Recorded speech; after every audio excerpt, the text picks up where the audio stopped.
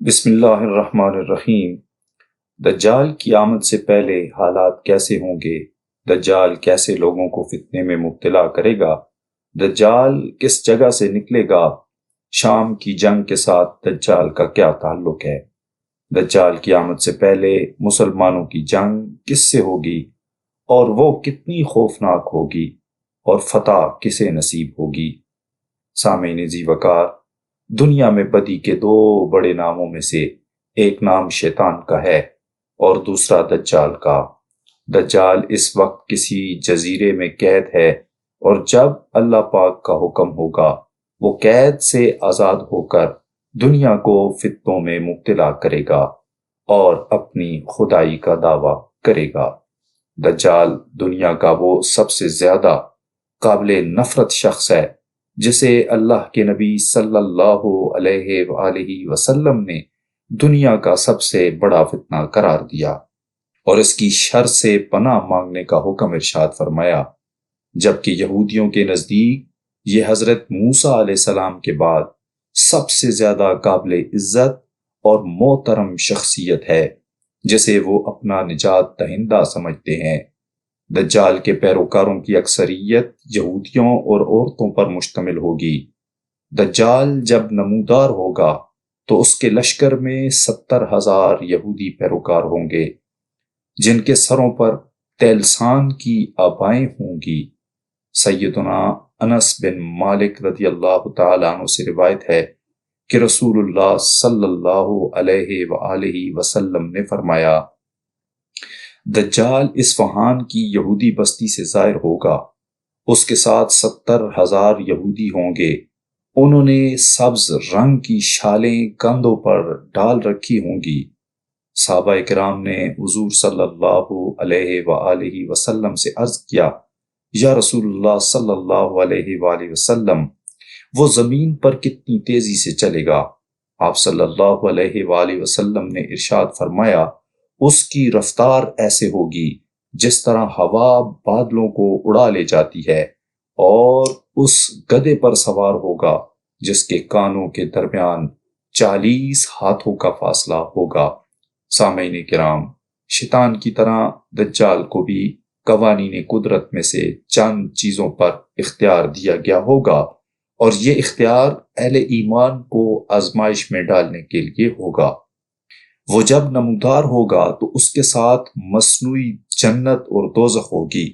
حضرت ابو ہریرہ رضی اللہ تعالی عنہ سے روایت ہے کہ رسول اللہ صلی اللہ علیہ وآلہ وسلم نے فرمایا، کیا میں تمہیں دجال کے متعلق ایسی خبر نہ دوں جو کسی نبی نے آج تک اپنی قوم کو نہیں بتائی؟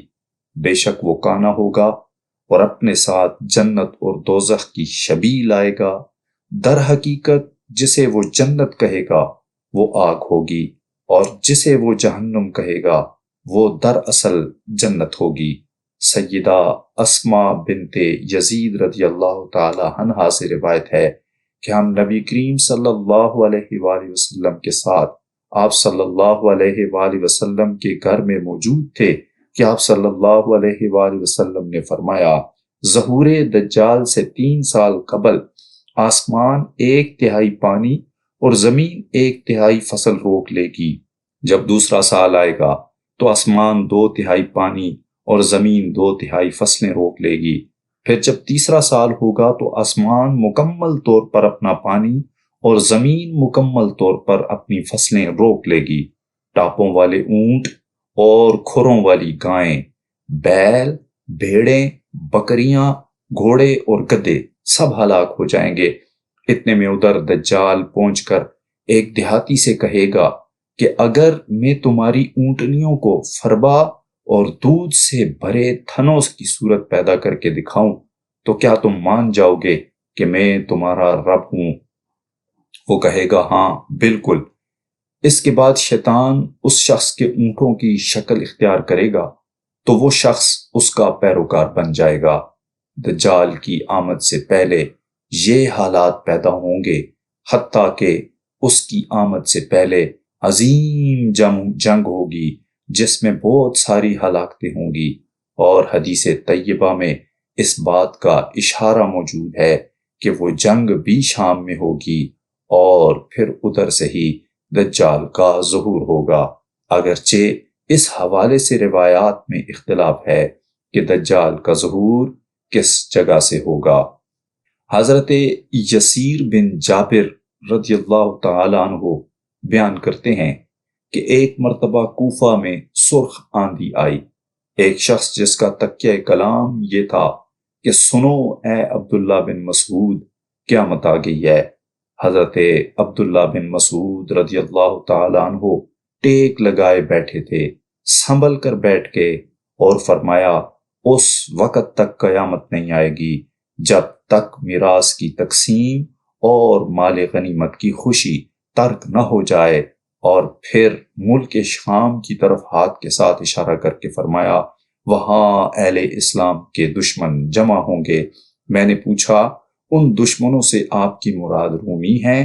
فرمایا ہاں، اس جنگ کی شدت کی وجہ سے بہت سے لوگ بھاگ جائیں گے، پھر مسلمان ایک ایسا لشکر بھیجیں گے کہ وہ مر جائیں گے مگر کامیابی کے بغیر واپس نہیں لوٹیں گے، پھر مسلمان خوب جنگ کریں گے، پھر مسلمانوں کا گروہ بھی لوٹ آئے گا اور عیسائی دشمنوں کا گروہ بھی لوٹ آئے گا اور کسی کو غلبہ حاصل نہیں ہوگا، پھر مسلمانوں کا یہ گروہ لڑتے ہوئے سارا ہلاک ہو جائے گا، پھر مسلمان ایک اور دستہ بھیجیں گے، وہ بھی پہلے لشکر کی طرح مر جائے گا مگر کامیابی کے بغیر نہیں لوٹے گا، اس لشکر کا انجام بھی پہلے لشکر جیسا ہی ہوگا، یعنی سب شہید ہو جائیں گے، پھر مسلمان ایک تیسرا لشکر روانہ کریں گے، وہ شام تک جنگ کرے گا مگر یہ دستہ بھی ہلاک ہو جائے گا اور غلبہ کسی جماعت کو نصیب نہیں ہوگا، پھر جنگ کا چوتھا دن ہوگا، اللہ پاک کافروں کو شکست سے دوچار کرے گا۔ عبداللہ بن مسعود رضی اللہ تعالی عنہ بیان کرتے ہیں کہ وہ ایسی جنگ ہوگی کہ اس سے پہلے ایسی جنگ کی مثال نہیں ملے گی، حتیٰ کہ لاشیں اتنی ہوں گی کہ پرندے بھی جب لاشوں کے اوپر سے گزریں گے تو تھک کر گر جائیں گے اور مر جائیں گے، ایک باپ کے 100 بیٹے ہوں گے، ان میں سے صرف ایک بچے گا، باقی سب ہلاک ہو جائیں گے۔ اس فتح کی صورت میں ملنے والے مال غنیمت کی کسی کو بھی خوشی نہیں ہوگی اور نہ ہی بچ جانے والی وراثت سے کسی کو سکون حاصل ہوگا۔ مسلمان اسی حالت سے دوچار ہوں گے کہ ایک چیخ سنائی دے گی کہ مسلمانوں کی اولاد میں دجال آ چکا، ان کے ہاتھوں میں جو کچھ ہوگا وہ اس کو چھوڑ کر اس کی طرف متوجہ ہوں گے اور 10 گھڑ سواروں کا دستہ بھیجیں گے۔ رسول اللہ صلی اللہ علیہ وآلہ وسلم نے فرمایا میں ان سواروں کے نام، ان کے باپ دادا کے نام اور ان کے گھوڑوں کے رنگ جانتا ہوں۔ سامعین کرام، اس سے ثابت ہوا کہ یہ جدید ٹیکنالوجی اور جدید جنگی سامان سے لیس افواج کی جنگ نہیں ہوگی بلکہ گھڑ سوار افواج کی آپس میں جنگ ہوگی، اور پھر فرمایا وہ روئے زمین پر بہترین گھڑ سواروں میں سے ہوں گے۔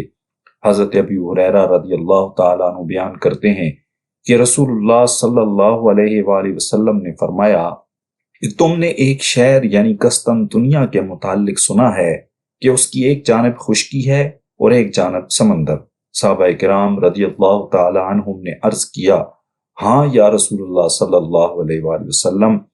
آپ نے فرمایا قیامت اس وقت تک قائم نہیں ہوگی جب تک کہ 70,000 بنو اسحاق جہاد نہ کریں، جب وہ وہاں پہنچ کر اتریں گے تو وہ ہتھیاروں سے جنگ کریں گے، نہ تیر اندازی کریں گے، وہ کہیں گے لا الہ الا اللہ واللہ اکبر، تو اس شہر کی ایک جانب گر جائے گی۔ سور کہتے ہیں میرے گمان میں اس سے مراد دریا کا کنارہ ہے۔ پھر وہ دوسری بار کہیں گے لا الہ الا اللہ واللہ اکبر، تو اس کی دوسری جانب گر جائے گی۔ پھر وہ تیسری بار جب لا الہ الا اللہ واللہ اکبر کہیں گے تو ان کے لیے کشادگی کر دی جائے گی اور وہ اس شہر میں داخل ہو جائیں گے اور مال غنیمت حاصل کریں گے۔ جس وقت وہ مال غنیمت حاصل کر رہے ہوں گے تو ایک چیخ سنائی دے گی کہ دجال نکل آیا ہے، تو مسلمان ہر چیز کو چھوڑ کر لوٹ آئیں گے۔ اللہ تعالی ہم سب مسلمانوں کو دجال اور اس کے فتنے سے اپنی پناہ میں رکھے، کمنٹ میں آمین ضرور لکھ دیں۔